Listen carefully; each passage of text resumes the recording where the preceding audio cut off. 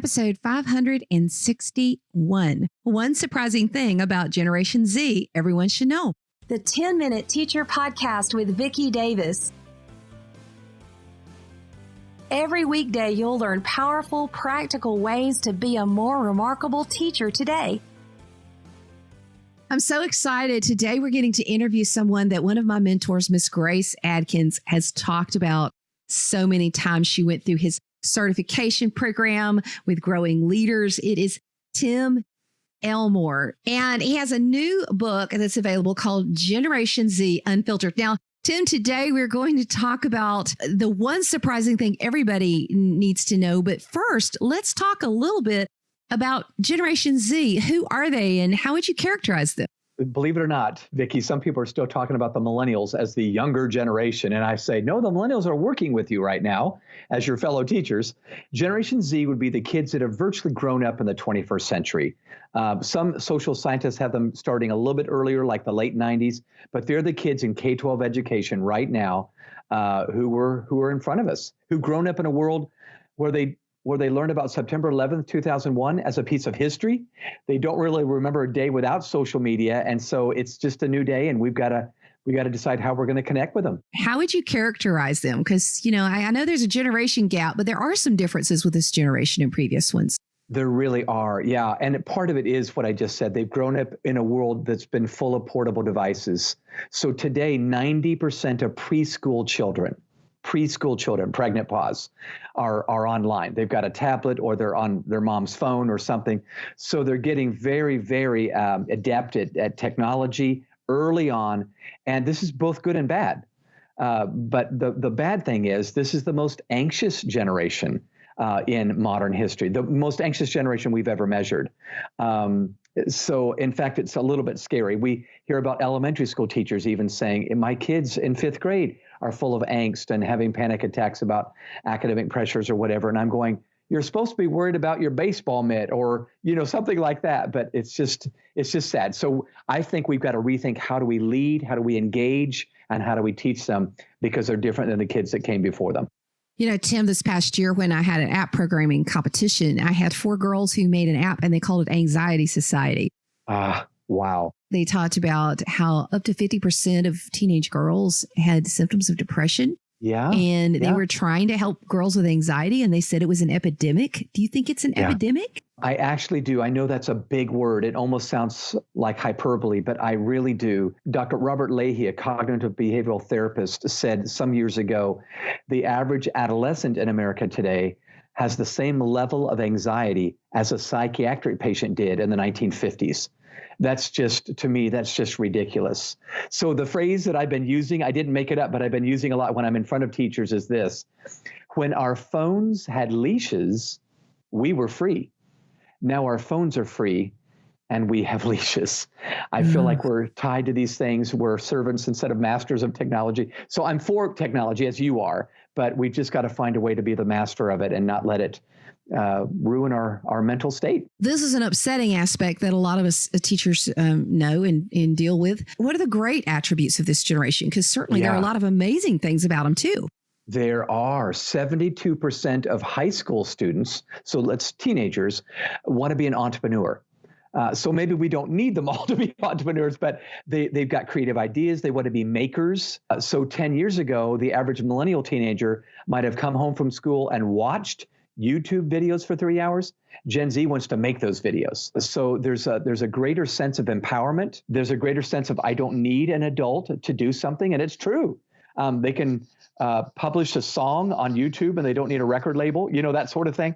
So I feel like we need to empower them, but give them guardrails along the way so that they're moving in a good direction. Obviously, too much information can be horrific for any of us. I don't think our brains were hardwired to take in 10,000 messages a day, which is what the average person takes in if they're on social media. That's why I love talking about this secret that we're going to talk about on how to connect with Gen Z and what we typically don't know about these kids who've grown up in the 21st century. Are we ready for our secret? I think so. Okay. When we recently partnered with a Harris poll for this Generation Z book, and by the way, Vicki, the subtitle is Facing 9 Hidden Challenges of the most anxious populations. So we think there's at least 9 really big challenges that most of us don't really put our fingers on and address. But when we partnered with the Harris Poll, we asked American adults of all ages, all demographics, ethnicities across the country, what is your number one emotion when you think of kids today?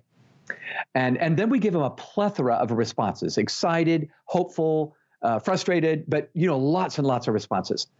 Far and away, the number one response was concern. And right underneath it was fear. We're afraid for these children. They're growing up in a scary world. There's a school shooting taking place somewhere in the world right now. I mean, we all feel that. There's a terrorist attack taking place somewhere in the world right now. And because of this 24/7 news cycle that we are taking in from CNN or Fox News or whatever, we just are afraid for these kids. Well, think for just a minute, Vicki. What does it feel like to be a child on the other end of a leader that's just concerned and afraid? You and I both know that's not good. Of course, we want caring adults, but now, so let me just take a step further. 66% of American adults have a negative emotion when they think about kids today, and 64%, so almost 2 out of 3, believe that Generation Z is not going to be ready when they become adults. And I'm just thinking this is sending wrong signals. In fact, I think it's up to us to get them ready. If they're not ready, it's our fault, not theirs. I'm coaxing adults everywhere, teachers, coaches, whoever. We've got to lead out of belief, not relief. Now, let me take 30 seconds to tell you what I mean by that. Most of the time when we lead or when we give, let's just say when we give feedback to students in our classes, we often do it out of relief. Now, what I mean by that is we're relieving our own tension. We're relieving our own frustration. We even use terms like, I'm getting this off my chest, or something like that. We're relieving our own emotional tension. I think we need to trade in the relief thing and say, what do they deserve from me? Well, they deserve belief, which means I may still have to say a very hard thing to Josh or Jessica today, but I'm going to say it out of belief. So let me give you a really great bit of research that might just help your listeners. So when some Ivy League researchers from Princeton, Yale, and Harvard got together, they started testing what was the best way to get a good response from a student on a bad paper. Meaning the student had turned in an assignment, didn't do so well. What do you say that gets a better effort? They tried all kinds of responses you can imagine. And the one response that won out, the researchers called it almost magic. It was so good. And here were the words. The words were, I'm giving you these comments because I have high expectations of you, and I know you can reach them. Isn't that powerful? I'm giving you these comments because I have high expectations of you, and I know you can reach them. Now, that's still hard. I mean, you're still putting red ink on that paper maybe, but it's done because this lovely teacher I have believes in me, and I don't want to disappoint her. So I'm just pounding the drums that I know we all know better, but we don't do sometimes. We've got to say even the hard things out of belief. Well, habits are either successing or depressing. Yeah. When I reach out to parents, I mean, I email every parent of a child who has below an 85 in my class about 5 weeks before the end of the semester. And I say, you know what, I think your child, can do better. And I usually say, I think a middle A, high B, whatever that is. How can we get them there? And just setting that expectation, because you get what you expect. 90% of kids, I read this in a Brian Tracy book, that end up in prison were told by one or both parents they would end up there. They try to fulfill our expectations, don't they? They do. They live down or up to the words and the expectations we have. And what's sad is sometimes I think we feel like we can't control our expectations. A teacher in a class goes, well, I don't believe in Todd, that sort of thing. But somehow we've got to find ways to verbally and nonverbal say, I know you can do this. That's a worse version of you than I know it's in you. You've got a better version.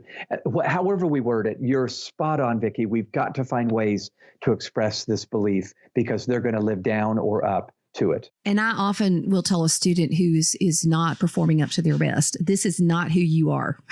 We're going to reboot. So let's talk about what you can be. And I even wonder if I learned all this from Miss Atkins, who learned it from you.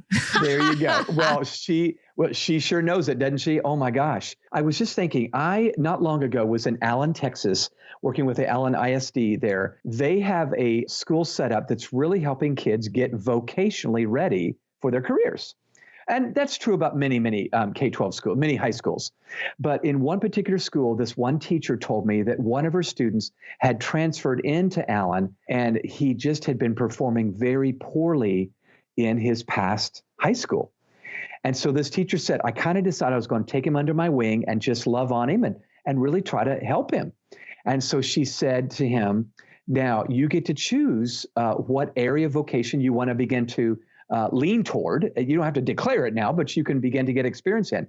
And he chose culinary arts. He wanted to work in a kitchen. He wanted to do food. Well, that was a little bit different for a boy, but they said, well, let's go for it. Long story short, he was a part of a student team that put on a banquet for the parents. I mean, they set the tables, they rolled in the tables, they put the napkins together, cooked the food, served the food. These are high school kids. And when the day was over, it was late at night and the kids were cleaning up the mess that had been created. But this boy walked up to his teacher. I have a hard time saying this without tears in my eyes.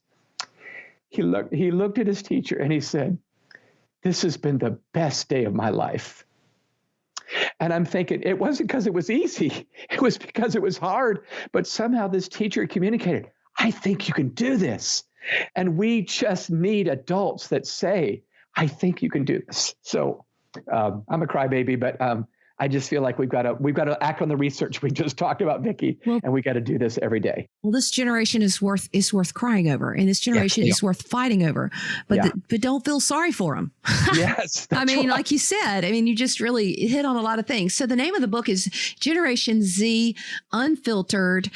Tim Elmore works with growing leaders. I also have to give a shout out to my pastor, Michael Catt, who he started talking about Tim, and I'm like, okay, well, two of the people I admire the most in my life are just going on and on about Tim, and I hope to get to know him better in the future because the work he's doing is incredible. Thank you for helping us understand this generation. And I'm just going to tell you from my own experience, every single thing you've said totally resonates with my 18 years of teaching and what I know to be true about students. We have to believe into them. We have to expect the highest caliber of world-class excellence out of them.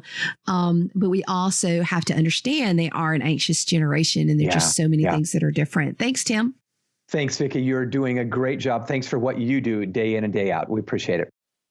I just wanted to give a thank you and shout out to Patty Reifus from Michigan and also Becky Kavanaugh from Wisconsin, who asked me where I was for the last 2 weeks. We've had one of the most difficult times I've ever had in my teaching career with a precious young man who was in my 7th grade class, who I love dearly, who passed away. And then we also had one of the greatest things that's ever happened with over 80 kids making decisions. And at the school, we actually had quite a few baptisms, and it was just awesome. So I've been sharing on my personal Facebook as well as the school has been sharing a lot on their site if you want to know more about that. But I do appreciate those of you who reached out, asked if things were okay. Sometimes there's just a time to back up and press pause on all of life, because everything needs to kind of focus on both students as well as colleagues and as well as just getting centered in life. And there are things that happen that remind us what's important. I do hope to be sharing with you in the future about exactly what's happened in the past 2 weeks. I have shared pretty openly about it on Facebook, but some really remarkable things are happening and still happening that are positives. But needless to say, this young man, his name was Malachi, has changed my life forever. He was just that remarkable. So anyway, I'll share more later, but I did want to give a shout out to those of you who were so kind and so encouraging, because, we are real people. I'm a real person. I'm a teacher, and I have a daily job, which has to take first place. And then I've got all these other things. So thanks for listening. Thanks for the shout outs. Thanks for the kind words. And the podcast is back. Thanks for listening.